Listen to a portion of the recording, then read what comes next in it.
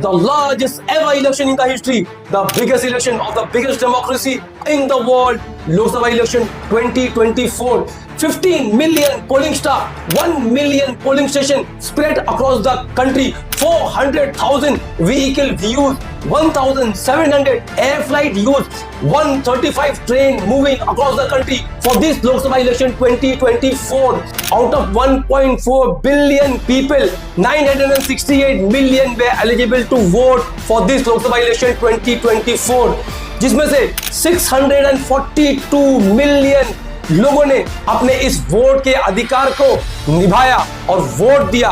Total cost for this Lok Sabha election 2024 is approximately 1.3 trillion, यानी तकरीबन 1.35 lakh crore rupees. पैसा खर्च करने के बाद, इतना बड़ी व्यवस्था के बाद, इतने बड़े तामझाम के बाद, इतने बड़े मैन पावर के बाद जो सरकार वजूद में आएगी, जो सरकार बनेगी, अगर वो सरकार जनहित में काम ना करे, लोगों के हित में काम ना करे, देश हित में काम ना करे, और अगर वो सरकार किसान विरोधी हो, और अगर वो सरकार बढ़ती महंगाई को काबू में ना करे, और अगर वो सरकार गवर्नमेंट मशीनरीज का, पुलिस का इस्तेमाल कर लोगों की आवाज को दबाने के लिए काम करे, और अगर वो सरकार देश की इकोनॉमी को मजबूत न करे, तो क्या ये लोगों के जनादेश का अपमान नहीं?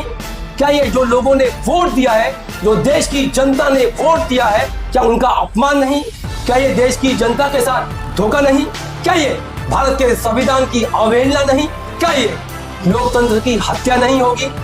तो जो भी सरकार बने, जो भी सरकार पावर में आए, वो इस बात का ख्याल रखे कि हम देश के लोगों द्वारा चुने हुए नुमाइंदे हैं, रिप्रेजेंटेटिव हैं, हम उनके रिप्रेजेंटेटिव है, उनके काम करने के लिए यहाँ पर चुन के भेजे गए हैं, ना कि हम देश के राजा हैं। ये ऐशो आराम, ये मान सम्मान, ये गाड़ी घोड़ा, ये रुपया पैसा, ये बंगला घर, तमाम चीजें, ये सब जनता के पैसों से हमें मिला है। इस बात का हमारे नेता ख्याल रखें और हमें फिर जनता के लिए, देश के लिए, देश के लोगों के लिए, देश हित में, देश के लोगों के हित में काम करना है।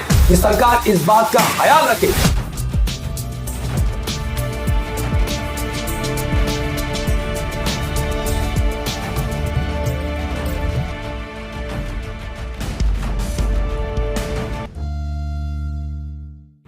मैं नरेंद्र दामोदर दास मोदी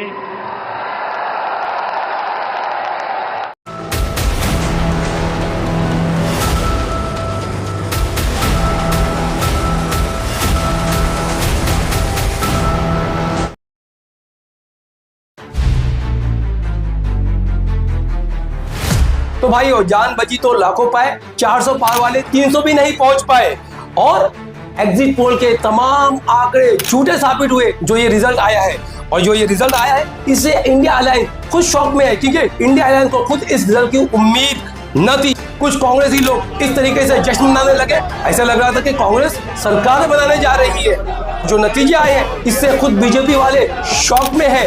उन्हें समझ में नहीं आ रहा है कि 70 सीटों से ज्यादा लाने का दावा करने वाले यूपी में कैसे 35 सीटों पर सिमट कर रह गए।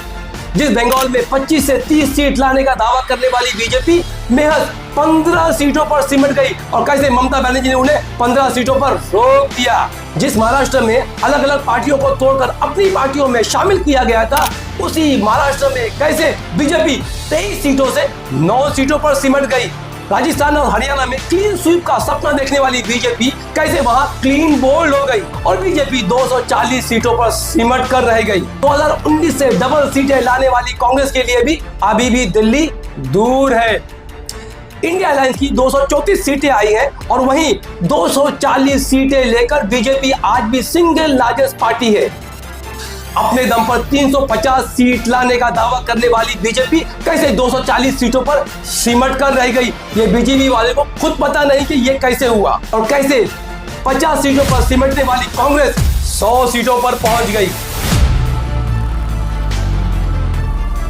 इस लोकसभा इलेक्शन 2024 में जो एक बड़े प्लेयर के तौर पर उभर के आए हैं, वो है समाजवादी पार्टी के अखिलेश यादव।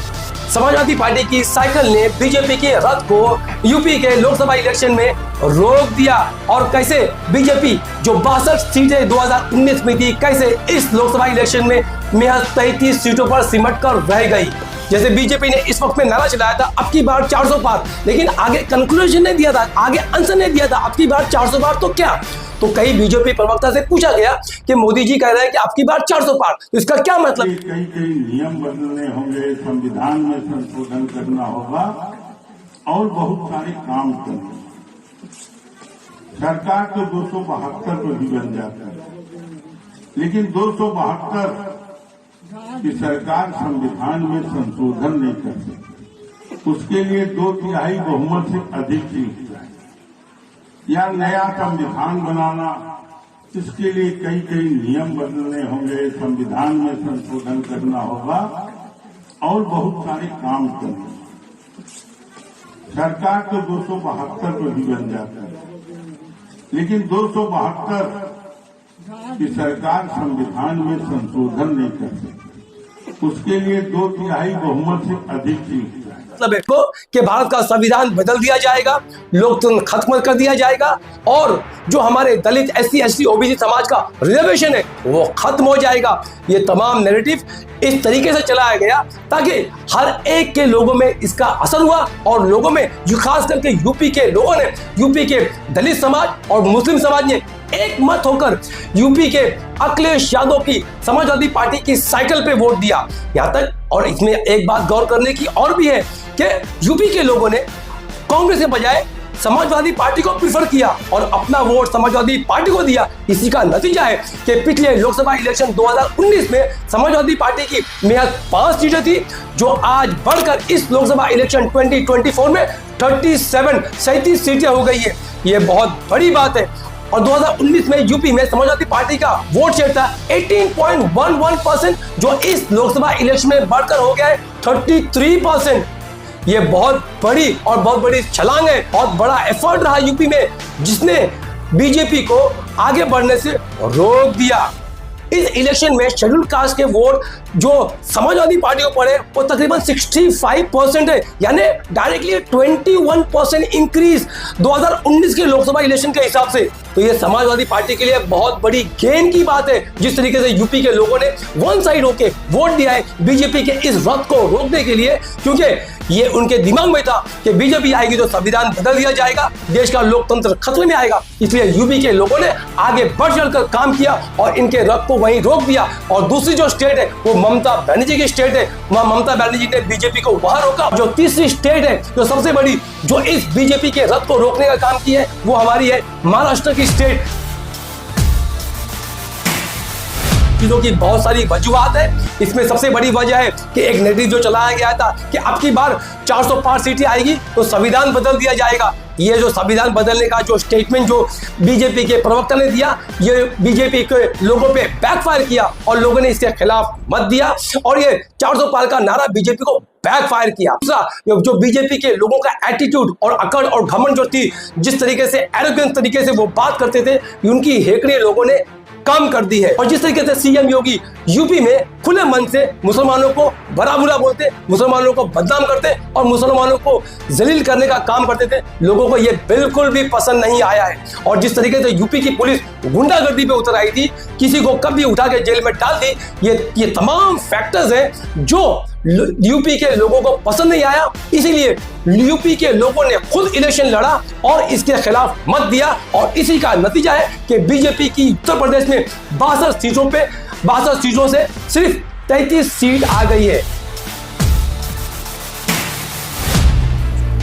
अब कुछ ऐसे कड़वे सच हैं जो बहुत लोगों को खराब लगेंगे।